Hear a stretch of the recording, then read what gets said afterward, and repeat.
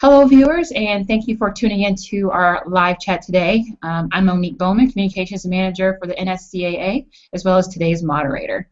So we are back with MLS Medical Coordinator and Convention Clinician, Dr. John Gallucci. Hello, John. How are you? How are you guys? How's everybody this afternoon? Good, good. And we are finishing up the third part of a three-part Hangout series discussing performance, training, and treatment. And so today we're talking about the differences between male and female athletes. Obviously, there's some obvious, differences, but just to kind of get into a little bit of the nitty-gritty, so coaches know what they're looking for. If you haven't participated in a live chat before, be sure to send us your questions. You can send them to marketing@nscaa.com, or you can tweet them to @NSCAA using the official convention hashtag NSCAA Philly, and then we'll try to address those during the conversation. So, Dr. Gallucci, let's talk a little bit. Let's kind of back up a little bit to our last conversation. You talked about some concepts coaches should understand and how we should communicate that to our parents. Could you kind of give us a brief overview of that?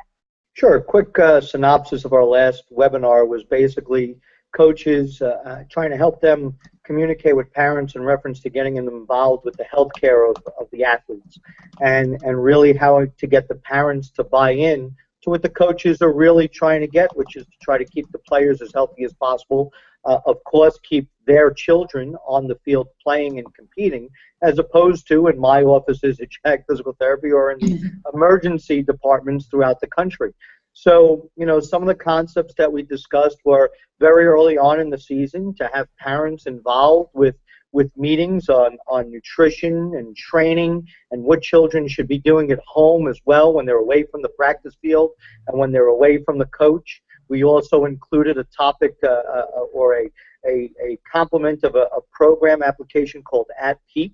And At Peak is a way for coaches to be able to talk to the athletes why they're not competing, why they're not with the coach. Basically, when the child is home or the soccer player is home, coaches can interact on a daily basis through this application called At Peak, which is outstanding. And a lot of coaches across America are starting to really utilize that on a continual day-to-day communication on fitness, on stretching, on hydration, on just touches on the ball and simple soccer skills. So I think that's one thing that we added at our last webinar. I think the other discussion that we also threw in was really the importance of that preseason parent meeting with a coach, really discussing the topics of conditioning and how to progress the athlete throughout the season, but also what happens in off-season, what happens in preseason.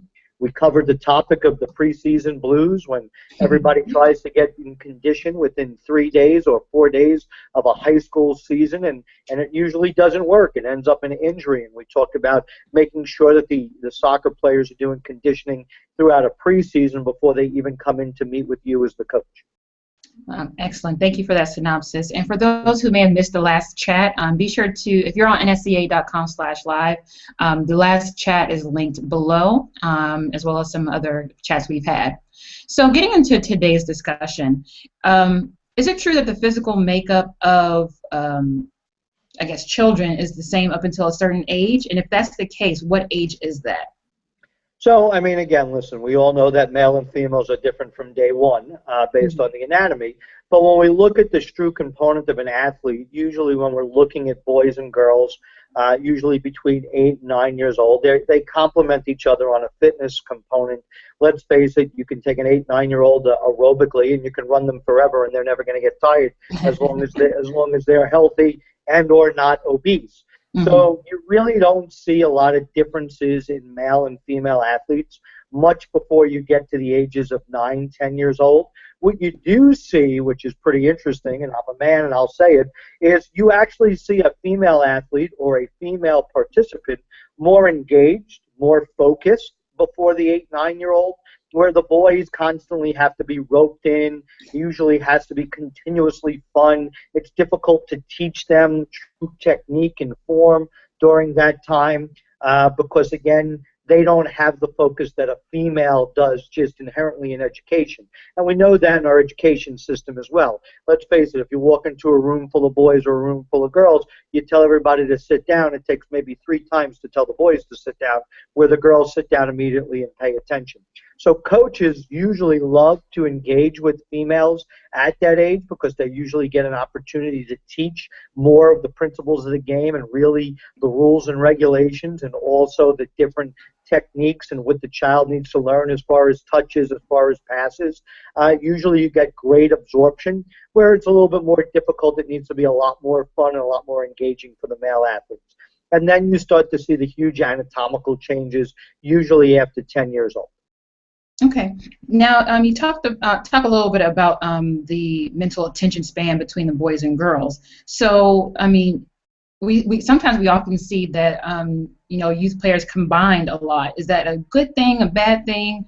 And should coaches approach the way they train because they're a combo? So it's a great question. It's asked all the time, so thank you for that question.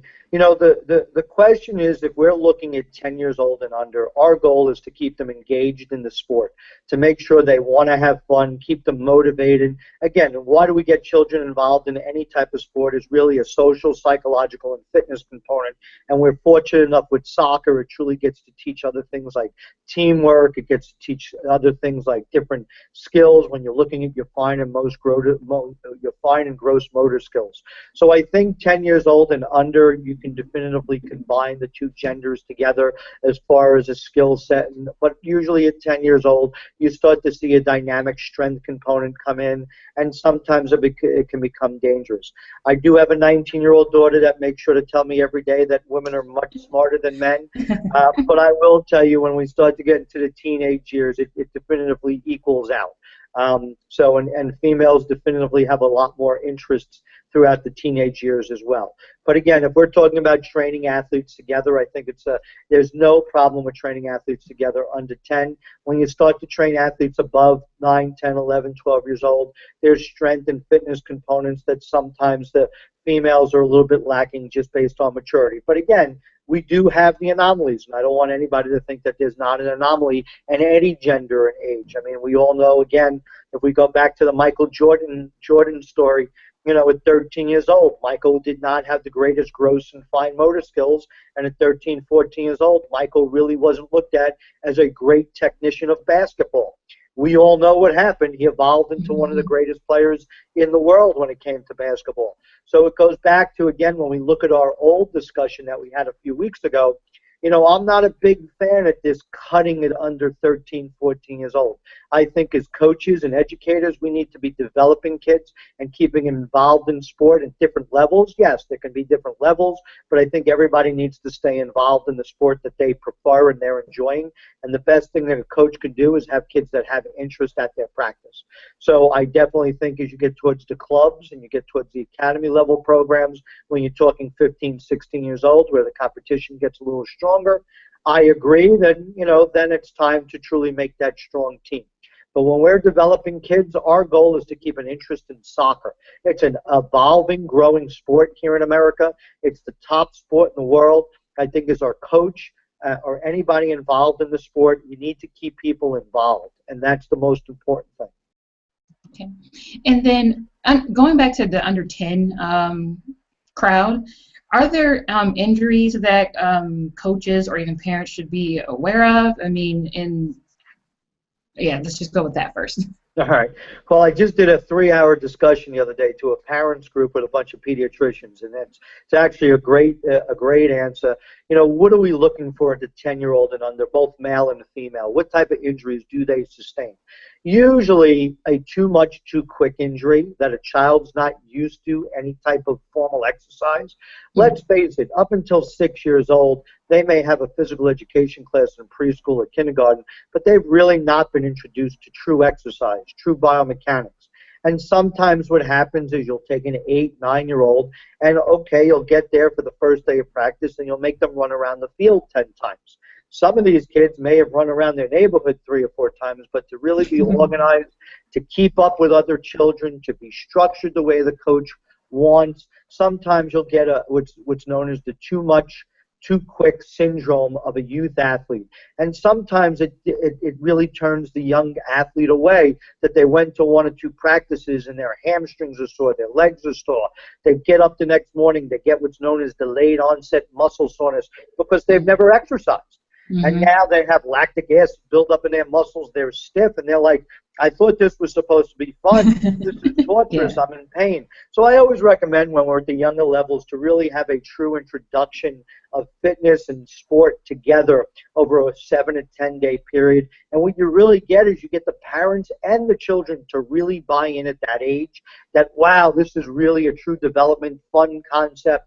And when you get past the 10th to 12th to 14th day, you really start to see different things starting to happen where the athletes are truly coming together and truly start to get a little bit more disciplined. I also think that it's very, very important that parents and coaches understand the growth spurts that happen under 10 years old. And usually what you'll see, especially because of our soccer cleat, we'll see a syndrome called Sever's disease. I know it sounds horrible, but it's really not. All it really means is your shin bone, your tibia grew a little bit faster than your gastroc and your Achilles, and where the Achilles and gastroc attach to your heel, basically because of the tightness of our soccer shoes and the growth component and the tendon not keeping up. Basically, it causes a friction injury and or an overuse injury that causes swelling and stiffness throughout the back of the leg. And children will complain, and they're not going to want to practice when they're in pain. And very similar as we go further up the leg, we see Osgood-Schlatter's disease, which again is the same component where the patella tendon does not grow as quickly as the femur and or the thigh bone, and basically what we see is a tightness. You know, those types of children should definitely be put in the hands of a physical therapist or a certified athletic trainer as quick as possible to keep them on the field. You know, the old adage, go home and rest for 6 weeks, it'll all go away, isn't what we do in 2014. It's all about truly keeping people active and healthy, and we want them to engage every day on the soccer field if we can. Absolutely. Another question while you were answering, so we all know that, you know, kids pretty much under the age of 10 have endless amount of energy. So is there a difference between a kid who just has a lot of energy, who can just keep going, versus a kid who is truly fit? And how can coaches know the difference and even explain that to their parents? Well, again, if we're looking at the 10 years old and younger, a fit component is really anytime we add any type of aerobic exercise and we start to get them involved, you'll see within 2 weeks you'll have less huffing and puffing, you'll have less people complaining, but also exercises at home. Some of these kids are only being seen by their soccer coaches 2 or 3 times a week, and then on a weekend, on a Saturday or a Sunday. It's important that the coaches, especially if they want to keep the kids fit and healthy and really building the aerobic threshold, that they are doing some programs at home. It's usually recommended that a coach that's seeing their kids twice a week truly has that child running 3 more times a week on their own. And in the beginning, a half a mile to a mile to a mile and a half for that under 10-year-old age, it's only helping them. Now, of course, as we know in our society, unfortunately here in America, we've got a huge amount of obesity. And we talked on one of our lectures in the last two months in reference to if we decrease the incidence of children leaving sport before 13 years old, maybe there's a possibility of decreasing the overall obesity statistics in our country. So I think just as coaches or educators as well, we need to be also teaching the child not just the components of soccer, but the importance of fitness and the importance of it's a year-round thing to take care of your body.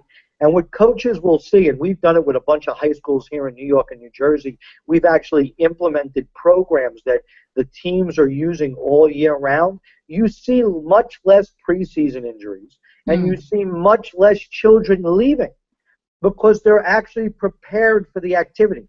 And of course, when you get to the 12 to 15 to 16 range, you want this athlete to have some sort of fitness level because, let's face it, all you really want to do is teach and play soccer at that level. So the fitness level has to be there, and the only way you can attain it is to really have the athlete working all year round.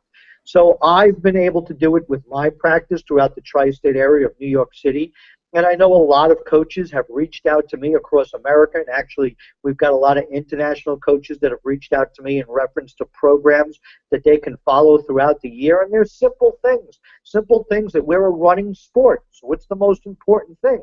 We need to keep these athletes running. We need to keep their aerobic threshold up. We need to keep them fit. You can't keep a soccer athlete, no matter what age they are, fit by only running 2 days a week for 45 minutes to an hour on a field. It doesn't work. And when it comes to game day, you'll actually see, especially in big tournaments, you'll see the teams that exceed are not so much the clinically proven perfect soccer players. They're kids. It's really the fit team that can last in a tournament that's usually running for a first, second, or third place in that tournament. And that's what you really have to understand when it comes to soccer. We're a running sport. Aerobic threshold's important. We need to start it from the early ages, and we need to continue it all the way through. We deal with a bunch of universities and colleges in the tri-state area, and it's amazing when you talk to their strength coaches, and they actually keep digital diaries for these kids or these athletes at the college level, and literally you'll get 50% or 45% compliance. And then the coach of the team wants to know why in the first 6 days he's got people with soft tissue injuries. Because we need to have our athletes and our parents ingrained to the fact this is a running sport. We need to get fit to decrease injury. So it sounds like it's pretty much developing good habits Correct. of, Correct. keeping in condition throughout the season and off season. So well, as you know, we also talked the last several times about nutrition and hydration, and we as coaches have such an opportunity to take a child that's 6, 7, 8 years old and truly ingrain the appropriate fitness component of the sport of soccer, where they can take it through the rest of their career and the rest of their life. Just teaching them the basics of aerobic training and strength training. So, we talked a lot about work to rest ratios for the older kids on the last couple of topics on our webinars. It's important that we as coaches understand it's not just about putting the ball in the back of the goal. It's about keeping retention. It's about keeping athletes fit, keeping athletes on the field and out of the physical therapy office and out of the emergency room. Absolutely. Okay, so let's talk about the older player, so past 10, so 10, 14, and on up. Sure. We know that the anatomical changes are more evident, but what are some other things that coaches should know about as those kids' bodies are changing? Well, when you're looking at the male and the female, I think we all know the different body changes that the body goes through, but what most coaches don't understand is the true hormonal component and also the postural biomechanical component of a female's lower extremities. And when we talk about lower extremities, we mean their hips and their legs and their feet. So what usually happens, especially through pubescent years, when you're looking at male and female athletes, females have a higher incidence of lower extremity injuries or leg injuries just because of those anatomical, biomechanical, and hormonal changes that their body is going through. One big thing that we can do as coaches, and we've done here at JAG Physical Therapy, is we've all heard about the prevention ACL programs. But it's not a component of preventing the ACL. It's a component of preventing a lot of lower extremity injuries. So what we've done is we've put together the lower extremity strengthening system, which is published in my book, Soccer Injury Prevention and Treatment. And basically what we've done is we've taught both male and females how to land appropriately, how to strengthen appropriately for the sport of soccer, making sure that there's a balance component between quads and hamstrings, especially when you come into female athletes. You see a tremendous amount of groin strains. You see a tremendous amount of ACLs and knee injuries. We also see a lot of medial knee injuries as well because, of course, as we know, as the female grows, her pelvis widens for birthing purposes, and that forms a different angle of your femur going into your knee, which puts different biomechanical strains on that knee. And if this athlete isn't taught correctly how to jump, land, run, that they run into dangers. And usually what happens because of the vastus medialis muscle, which is your quadricep muscle, not being strong enough, you'll see female athletes with what's known as patellofemoral syndrome, which there's no reason if we get on it early enough they should ever miss a practice or a game because of patellofemoral syndrome if they're taught early enough how to decrease those incidents of injuries. And of course, the ill-fated, let's decrease the ACL injuries, which is epidemic throughout our country. Those of you that don't know what the ACL is, it's the anterior cruciate ligament, which is the largest ligament in your knee that stops the lower bone, which is your tibia, from translating anterior onto your femur, which is your thigh bone, and basically causing an instability of the knee that could cause further damage, could cause osteoarthritis, could cause meniscus damage. So, unfortunately in female athletes, it's become epidemic. And a lot of the research that's been shown, in Bert Mendelbaum, Dr. Mendelbaum, who was the U.S. national team physician for years, he put together a wonderful paper with Holly Silver, a colleague of mine, a physical therapist colleague of mine who's now practicing in California, who basically put together a great research study about 8 to 10 years ago that showed certain mechanics can decrease the incidence of ACL injuries. Well, research has shown us now, and programs like My Less program has shown us that you can keep the female athletes out of ways harm by having them do these simple concepts every single day and stay stronger, faster, and fitter and really understand the biomechanics. I think every single coach in America that has a female athlete should be putting them through a program similar to the lower extremity strengthening system. I think if coaches are not doing that, they're doing a disservice to their athlete, because we want kids to be fit and play. That's our job. And our job needs to be to keep them on the field. So I think every coach should invest in finding out the information that they can to keep the athletes. When we look at the male athletes in the teenage years, we see, of course, like I talked earlier about the younger athletes, we see the growth spurt differentiation. Male athletes will definitively get Osgood-Schlatter's disease, just as female athletes. But what you do see when you're going to 14 to 18 is you see an awful lot of collision and contact injuries that if we really followed the rules of the game and the referees really kept control of the game, possibly we can see much less of those injuries as well. It's really understanding the rules of the game. Let's face it, a foot should not be as high as a head. It's just, it's wrong. So we need to make sure that the children still understand that it is a game. Although it's a competitive game, they need to understand the rules. Otherwise, they will end up with a trauma injury, and that's what we usually see in the differences between male and female athletes. Absolutely. Well, thank you very much. Now, you going back to the injuries for females. So, coaches who are coaching little girls or even teenage girls, how soon are they, looking into these programs? Is it before puberty, or is it during, or? I think, first of all, as far as any type of fitness, as I said, I think if we're dealing with 7, 8-year-olds, we need to include fitness. When we're dealing with female athletes getting towards puberty, I always recommend truly starting to teach them biomechanical landing and strengthening, usually between 10 and 11 years old. So this way, when they do hit 12, 13, 14 years old, they really have the concept down. And literally, we're talking about 15 minutes every day. I know the At Peak application that I spoke of earlier is trying to incorporate the LESS program in it, so they can basically have it across America and being able to be picked up on their application. But as I said earlier, simply just picking up my book, you'll have it. Most people are picking up hard copy, keeping it on their desk, photocopying it, or telling their teams. We actually, shockingly, which is a good thing, I guess, we had over 3,000 people buy it for holiday gifts. Coaches are actually buying the book and giving it to their teams as holiday gifts. So quite shocking. It's nice to be a published author, but it's really interesting to say that people are using you as a holiday gift. So. Absolutely. And we do want to mention that, actually, I'll have you talk about your book and how it ties in with the NSCAA Foundation. Sure.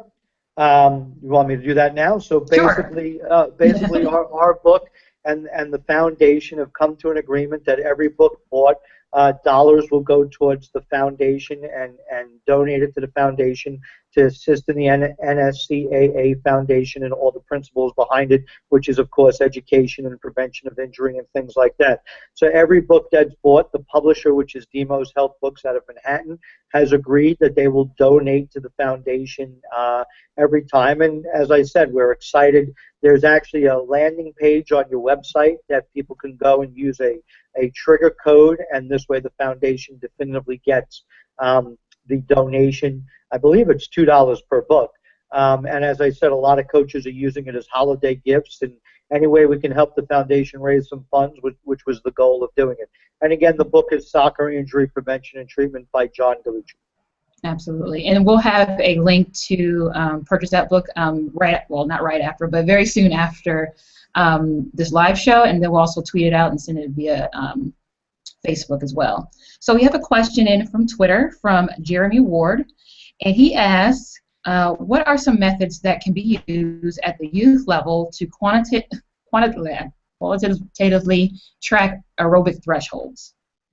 So when you're looking at the youth level, and again, thank you, Jeremy, for the question. When we're looking at the youth level, a lot of coaches have gone to heart rate monitor testing, heart rate monitor training, and again, depending upon the neighborhood you live in or the cost effectiveness of that, it becomes very difficult to do it with true heart monitors. So what we try to do is we try to teach, especially when we're looking at the 12-year-old and up, what we do is we try to teach the children how to take their own pulse, just like they learn in biology class, and they get a what we call the carotid artery pulse, which is here, or your radial artery pulse, which is here, and truly start to identify what we call heart rate training.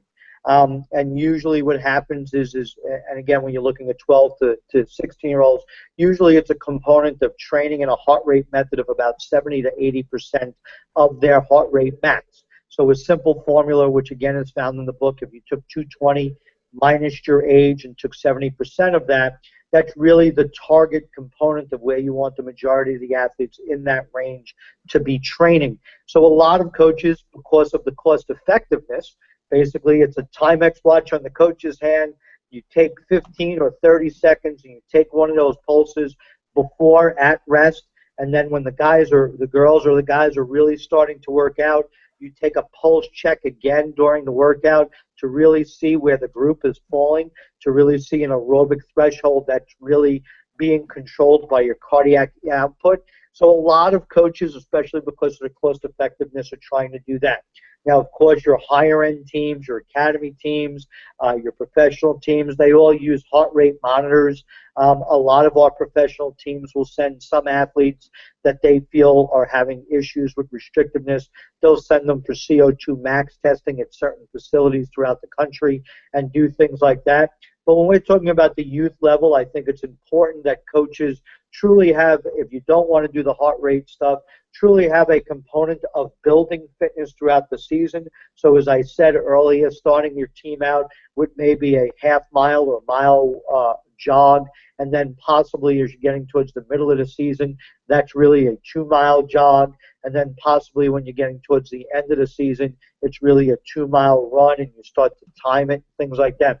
There's plenty of different components. There's definitely training components in my book that talk about that, and there's a lot of training books out there on soccer that I definitely would look into, just as I told you guys about nutrition and Nancy Clark's nutrition book. There's probably 100 different aerobic programs that soccer coaches and soccer sports scientists like to use. But I would say the cheapest, most cost-effective way is really utilizing your pulse. Absolutely. Great question, Jeremy. Thank you, Jeremy. Now, one of the main reasons we're having this Hangout series is because of the 2015 NSCAA convention, which is coming up in about 6 weeks. So, Dr. Gallucci, you are going to, yeah, no kidding. Yeah, you have 2 sessions you're presenting, one on Thursday, January 15th at 12:45, and one on Friday at January 16th at 9 a.m. So could you give us a quick overview of those sessions? Sure. The Thursday one is what coaches need to know about preventing lower extremity injuries. So basically, you know, we're a soccer sport, and basically our biggest injuries occur in the leg. So we're going to talk about your hip, your knee, your soft tissue, hamstring, groin, and quad, and we're going to talk about some ankle injuries and shin injuries as well. It's going to be a great overview and some simple concepts on how you can assist preventing these injuries on your fields. and basically keeping the athletes on the field, so to speak. And then on Friday, I'm very excited. I'm doing a concussion and cardiac update, what coaches need to know about the both concussion updates and what's going on with research as far as athletics and concussion, and also the important component of cardiac screening in youth athletes, how we could possibly save a life. So both those sessions, I believe, are about an hour long with some great questions. They're topics that I've done all over, and it's unbelievable how many questions that you get from them. I mean, I did a talk literally a month and a half ago, and I received 2 questions from it just this week alone, and that's a month and a half ago.